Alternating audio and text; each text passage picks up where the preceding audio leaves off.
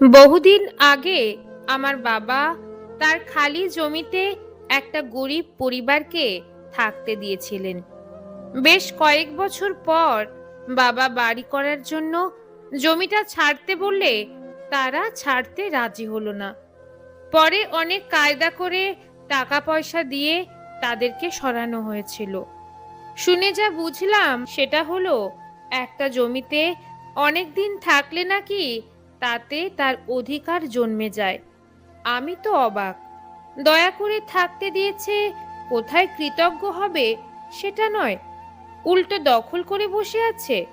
ভাবলাম জমির ব্যাপার তো, তাই লোভ সামলাতে পারেনি। আমি যেখানে থাকি সেখানে এক রিক্সাওয়ালা আছে, আমার দেশি। বাজারে সে থাকলে আমি তার রিক্সাতেই আসি।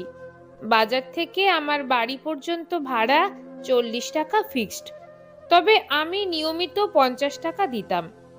একদিন আমার কাছে খুচরা 45 টাকা ছিল, ওই টাকাই দিলাম। টাকাটা দেওয়ার সাথে সাথে একরকম চিৎকার করে উঠল, আর 5 টাকা?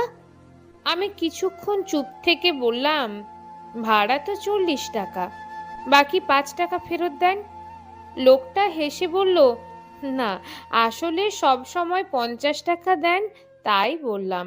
ভাবলাম থাক, গরিব মানুষ তো, তাই এমন করলো।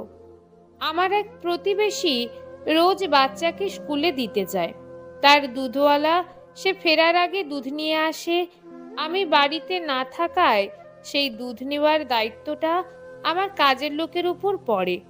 প্রতিবেশী হিসেবে এটুকু উপকার তো করতেই হয়। একদিন আমার কাজের লোকটি কোথাও একটা কাজে গেছে, দুধটা আর নেওয়া হয়নি।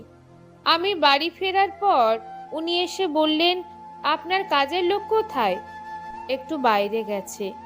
আমাকে আগে বলল না। দেখুন তো, আমার ছোট ছেলেটা এখন কি খাবে। আগে বললে আমি অন্য কাউকে দায়িত্ব দিতাম। বৌদি, ও হয়তো ভুলে গেছে। যাই বলুন, কোনো দায়িত্ব নিলে ঠিকভাবে পালন করতে হয়। বৌদি, ও হয়তো আপনার এই দায়িত্বের জন্য উপযুক্ত পারিশ্রমিক পায়নি, তাই অবহেলা করেছে। আপনি বরং দায়িত্বটা অন্য কাউকে দিন। সে কিছুক্ষণ আমার দিকে তাকিয়ে থেকে গটগট করে চলে গেল।